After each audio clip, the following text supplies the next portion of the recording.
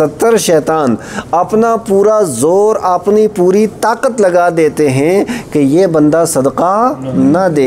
صدقہ دے گا تو خدا کی رضا حاصل ہوگی، جنت کا حقدار بنے گا، جہنم سے بچے گا. تو پھر اب جو لوگ ہاتھ جیب کی طرف لے جا کر کے باہر لے آتے ہیں نا، واپس لے آتے ہیں، تو ان کے اوپر کچھ زیادہ شکوہ بھی نہیں کرنا چاہیے، اس لیے کہ پوری فوج پیچھے لگی ہوئی ہے کہ یہ اللہ کی راہ میں خرچ نہ کر دے. ہر دن 10 روپے نکال کے الگ رکھ دینے چاہیے، مہینے بعد وہ کسی ادارے میں دے دینے چاہیے. اللہ تبارک و تعالیٰ برکتیں بھی عطا فرمائے گا اور مصیبتوں کو اللہ تعالیٰ دور بھی رکھے.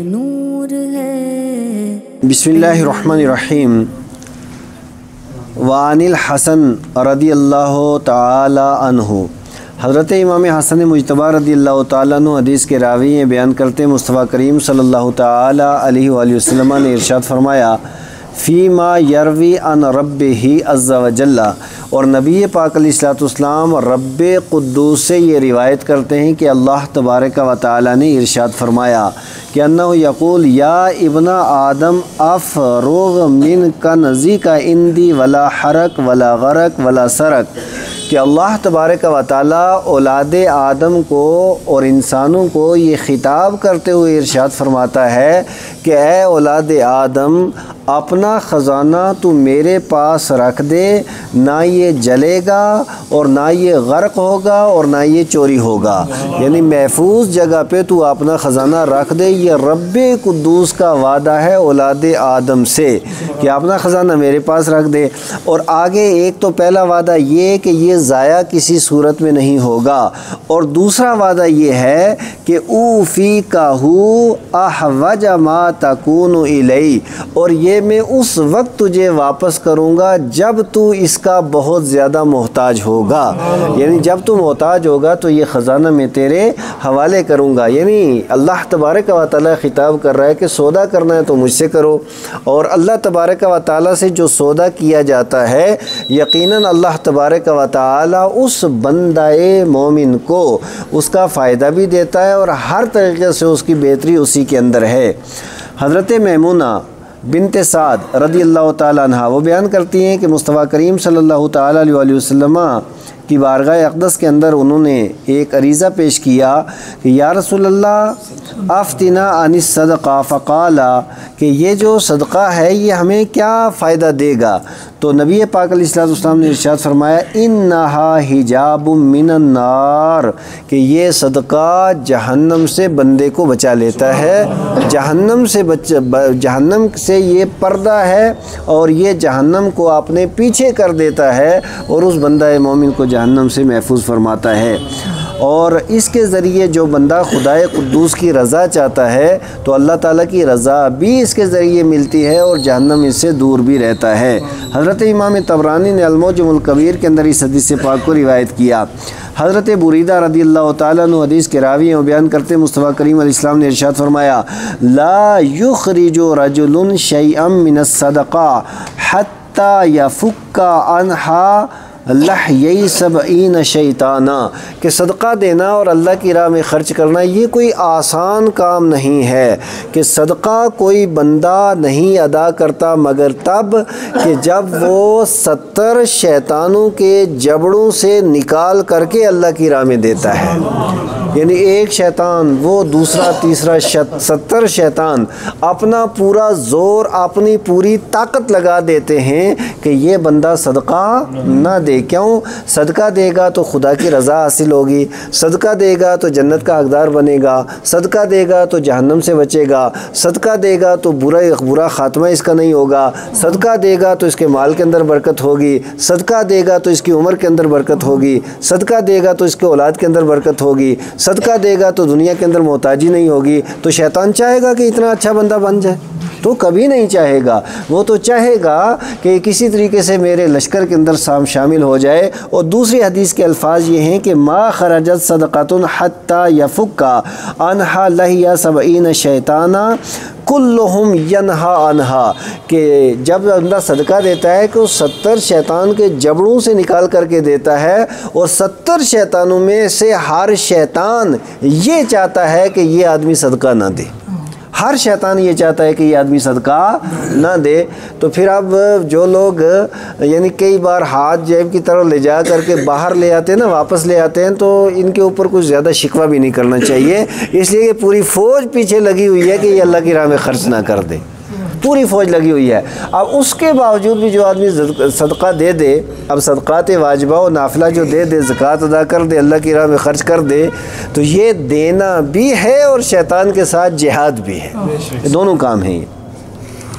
حضرت انس بن مالک رضی اللہ تعالیٰ عنہ حدیث کے راوی یہ بیان کرتے ہیں کہ حضرت ابو طلحہ، اب دیکھیے کہ صحابہ کرام رضوان اللہ تعالیٰ علیہ مجمعین کی زندگی اور ان کا انفاق فی سبیل اللہ کا جذبہ کیا تھا۔ حضرت ابو طلحہ جو ہیں یہ مشہور صحابی رسول ہیں انصاری، یہ بیان فرماتے ہیں کہ مدینہ منورہ کے اندر ان کے پاس جو ہے کھجور کا ایک درخت تھا اور کھجور کا ایک باغ تھا اور بہت خوبصورت باغ تھا ان کا۔ وَكَانَ أَحَبَّ أَمْوَالِهِ إِلَيْهِ بیروحہ، اور اس کا نام باغ بیروحہ تھا، اور وہ انہیں بڑا محبوب، بڑا پسندیدہ، بہت اسے دیکھتے تھے۔ کبھی کبھی ہوتا ہے نا کہ کچھ زمین بندے کو بہت زیادہ محبوب ہوتی ہے، کبھی کوئی درخت محبوب ہوتا ہے، کوئی جانور محبوب ہوتا ہے، تو یہ قدرتی بات ہے کہ کسی چیز کی محبت انسان کے دل میں رہتی تھی، تو یہ باغ ان کو بہت زیادہ محبوب تھا۔ تو اب وکانت مستقبلۃ المسجد، اور مسجد نبوی کے پاس میں تھا، اسی کے سامنے تھا یہ باغ۔ وکان رسول اللہ صلی اللہ علیہ وسلم یدخلها ویشرب مما فیہا طیب، اور نبی پاک علیہ السلام اکثر اس باغ کے اندر تشریف لے جایا کرتے تھے، اور بڑا میٹھا اور اچھا پانی بھی اس باغ کے اندر تھا، اس کو بھی نبی پاک علیہ السلام نوش فرمایا کرتے۔ حضرت انس کہتے ہیں فلما نزلت هذه الآیہ، اور جب یہ آیت مبارکہ نازل ہوئی، لن تنالوا البر حتى تنفقوا مما تحبون، کہ تم بلائی کو، نیکی کو تب تک نہیں پہنچ سکتے جب تک اس چیز کو اللہ کی راہ میں نہ خرچ کرو جو تمہیں سب سے زیادہ محبوب ہو۔ یعنی محبوب چیز، پسندیدہ چیز، اچھی چیز، جس کو دل کے اندر جس کی جگہ ہو اور دل کے اندر جو چیز رستی بستی ہو، اس چیز کو جب بندہ نکال کر کے خدائے قدوس کی راہ میں خرچ کر دیتا ہے تو اس وقت بندہ نیک ہو جاتا ہے۔ تو اس وقت بلائی کو، اس کا مطلب کیا ہوا کہ بلائی کو نہیں پہنچ سکتا جب تک محبوب شے خرچ نہ کرے، تو محبوب شے خرچ کر دے گا تو بلائی کو پہنچ جائے گا، اور بلائی کو پہنچ گیا تو اسے نیکوکار ہونے کی سند عرش کا رب عطا فرما رہا ہے۔ اب آگے ارشاد فرمایا کہ قام ابو طلحہ الی رسول اللہ صلی اللہ علیہ وسلم، حضرت ابو طلحہ کھڑے ہو گئے اور عرض کرنے لگے یا رسول اللہ صلی اللہ تعالی علیہ وآلہ وسلم، ان اللہ تبارک و تعالی یقول، رب قدوس یہ ارشاد فرماتا ہے لن تنالوا البر حتى تنفقوا مما تحبون، تو وان احب اموالی الی بیروحہ، اور میرے نزدیک سب سے پسندیدہ اور محبوب یہ میرا ایک ہی باغ ہے بیروحہ۔ اب وانھا صدقہ ارجو برہا، میں اسے صدقہ کر رہا ہوں اور میں نیکی چاہتا ہوں اور میں بلائی چاہتا ہوں، میں خدائے قدوس کا نیکوکار بندہ بننا چاہتا ہوں، اور میری طرف سے یہ صدقہ ہے۔ اور صدقہ دینے کے بعد انہوں نے عرض کیا یا رسول اللہ صلی اللہ علیہ وسلم فضاہا یا رسول اللہ حیث اراکا، جہاں چاہیں آپ اسے اب خرچ کر دیں، میری طرف سے یہ اللہ کی راہ میں صدقہ ہے۔ فقال رسول اللہ صلی اللہ علیہ وسلم، نبی پاک علیہ السلام نے ارشاد فرمایا ذالک مال رابح، ذالک مال رابح، کہ یہ تو بہت مہنگا اور بہت فائدے والا مال ہے، کہ یہ مال جو تو نے خدائے قدوس کو دے دیا ہے، یہ ذالک مال رابح، یہ تو بہت زیادہ فائدے والا ہے کہ اے ابو طلحہ تجھے کوئی نقصان نہیں ہوا، تجھے تو فائدہ ہی فائدہ اس کا ملا ہے۔ اور حضرت رافع بن خدیج رضی اللہ تعالیٰ عنہ وہ بیان کرتے ہیں مصطفیٰ کریم علیہ السلام نے ارشاد فرمایا الصدقۃ تصد 70 بابا من السوء، حضرت امام طبرانی نے المعجم الکبیر کے اندر اسے روایت کیا ہے، اللہ کے پیارے محبوب نے فرمایا کہ صدقہ برائی کے 70 دروازوں کو بند کر دیتا ہے، برائی کے، اور جو مصیبت بندے کو پہنچنے والی ہوتی ہے، سو کا مطلب مصیبت، برائی، جو بندے کو مصیبتیں پہنچنے والی ہوتی ہیں، تو 70 طرح کی برائیوں اور مصیبتوں کے دروازوں کو صدقہ بند کر دیتا ہے، اور یہ صدقہ اس بندے کی حفاظت کرتا ہے۔ حضرت انس بن مالک رضی اللہ تعالی عنہ کہتے ہیں نبی پاک علیہ السلام نے ارشاد فرمایا باکروا بالصدقہ، جلدی کیا کرو صدقہ دینے میں، اور صبح صبح صدقہ دیا کرو، جلدی دیا کرو صدقہ۔ کیوں؟ فَإِنَّ الْبَلَا لَا يَتَخَطَّ الصَّدَقَةَ، اس لیے کہ بلا یہ صدقے کو کراس نہیں کر سکتی ہے۔ بلا اور انسان کے درمیان میں صدقہ ایسے بند بن جاتا ہے کہ بلائیں آئیں تو صدقہ انہیں روک لیتا ہے اور بندے تک نہیں پہنچا سکتا۔ تو اس وجہ سے یہ چاہیے، ایک تو ہمیں اپنی روٹین بنا لینی چاہیے، اپنے گھر والوں کی طرف سے اگر زیادہ نہ ہونا، ہر دن 10 روپے نکال کے الگ رکھ دینے چاہیے، 5-10 روپے ہر دن نکال کر کے بطور صدقہ الگ رکھ دینے چاہیے، مہینے بعد وہ کسی ادارے میں دے دینے چاہیے۔ اللہ تبارک و تعالیٰ برکتیں بھی عطا فرمائے گا اور مصیبتوں کو اللہ تعالیٰ دور بھی رکھے گا۔ اللہم صلی وسلم علی سیدنا حبیبنا شفینا مولانا مولانا الجنا محمد وبارک وسلم صلاۃ والسلام علیک یا سیدی یا رسول اللہ۔